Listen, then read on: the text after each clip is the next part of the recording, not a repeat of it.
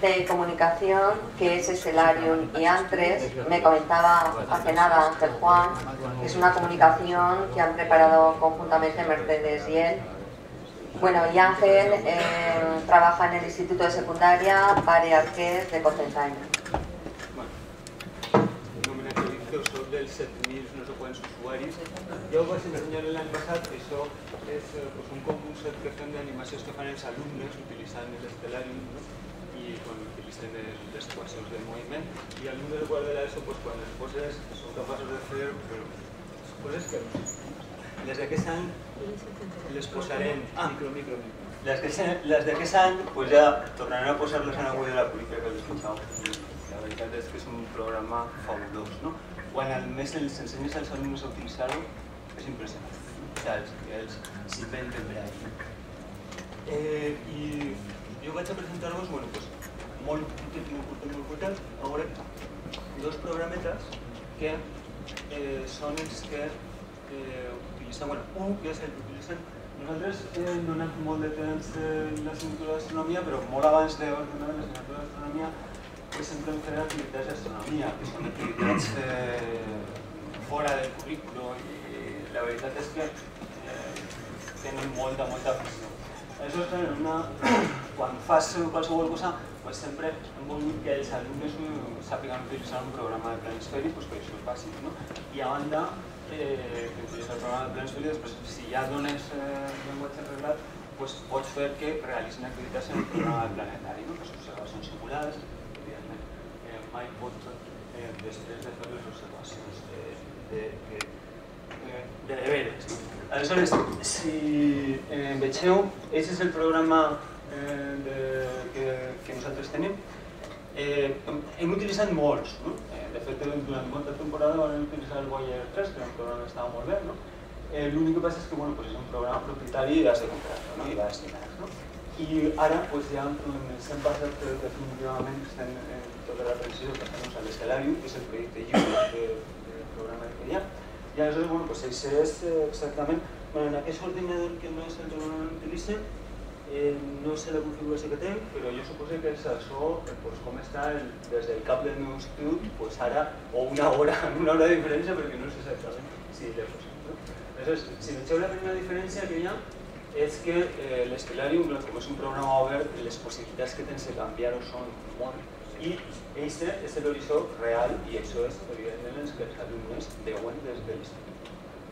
Jo la primera vegada que vaig utilitzar-lo em vaig quedar al·lucinat de què és utilitzar un programa de planetari on es veu el castell de Cocentaina i veuen que l'estrella polar està damunt del pic de no sé què, i que el sol en l'equinoci per tal lloc i en el solstici no sé què, i el sud està en la base d'Aitana. És impressionant, canvia per complet la visualització. Això és una cosa, nosaltres vaig contar-vos un poquet tot el que anem fent.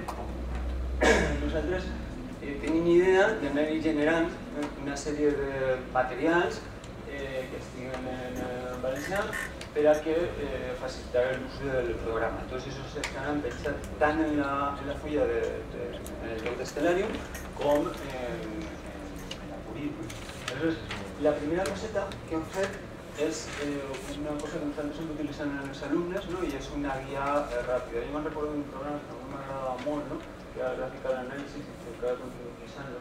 I aleshores quan te'l venien estava el llibre d'instruccions i després una fulla que deia si vostè no li agrada llegir llibres d'instruccions, llegís això, que eren 4 planes i en això vostè ja pot utilitzar el programa.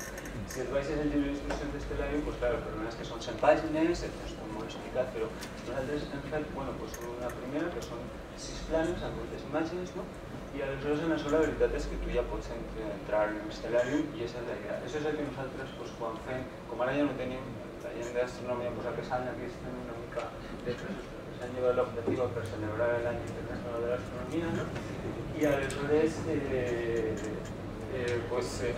l'hem fet com el feien abans, l'activitat extraescolars, quan fem el taller d'observació, abans del taller d'observació està utilitzar l'Stellarium i ensenyar-se a fer coses.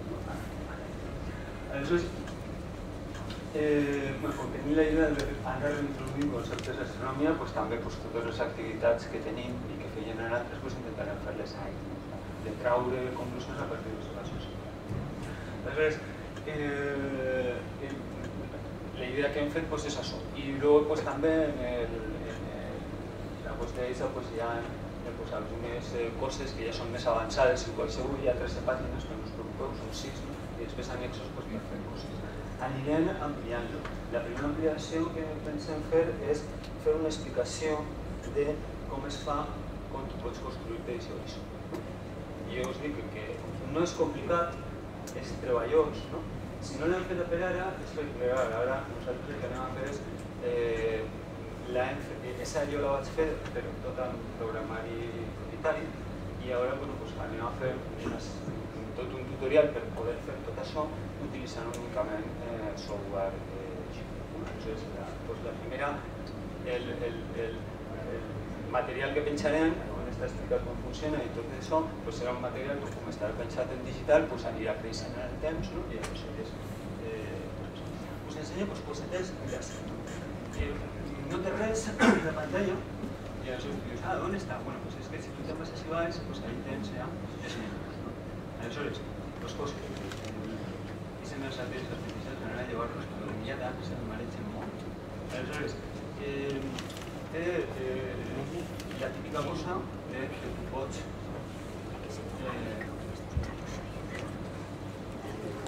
connectivitat. Per manejar-se en el temps, té una cosa que tu pots fer és avançar i fer que el temps vagi més de pressa.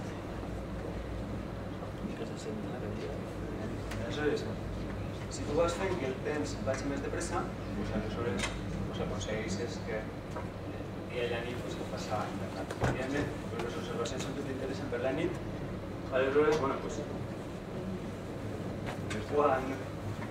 arribes a que s'ha de nit, es fa.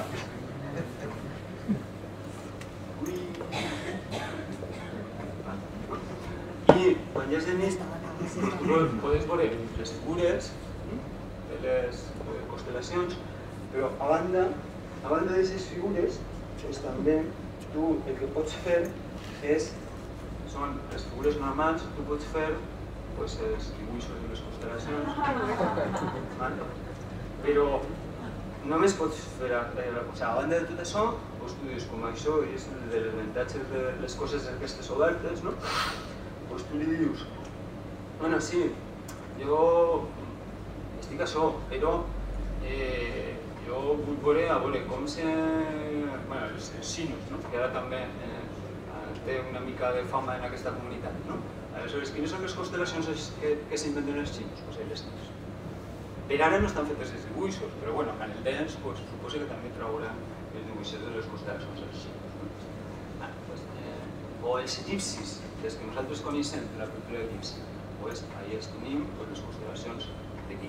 Hi ha algunes que són molt paregudes, encara que les figures són diferents. A partir d'això ja dona, jo no vaig a explicar-vos, vaig a fer-vos un poc de propaganda per a que fuseu el programa, no vaig a explicar-vos totes les possibilitats, perquè això és impossible. Aleshores, tenen això, després, més coses. A banda de la qüestió d'accelerar i retardar, que els que estan acostumats a utilitzar altres versions era l'única que tenia, ara ja té una possibilitat de manejar-se el temps més còmoda, que és ja d'anar canviant ahí. Tu canvies l'hora, ahí tu canvies el dia, ahí tu canvies l'any, i és la forma que tenen coses així que també. Si he comentat lo de Stellarium i altres, és que Stellarium ja és altres, però les coses aquestes, la gent va fer plugins, en l'organització et diuen, tu instal·les aquest plugin, és la teva responsabilitat, no és cosa nostra, i aleshores, el plugin que han fet ha sigut posar els satèl·lits artificials que tens. Per tenir una idea de la quantitat de satèl·lits, si acceleres una mica,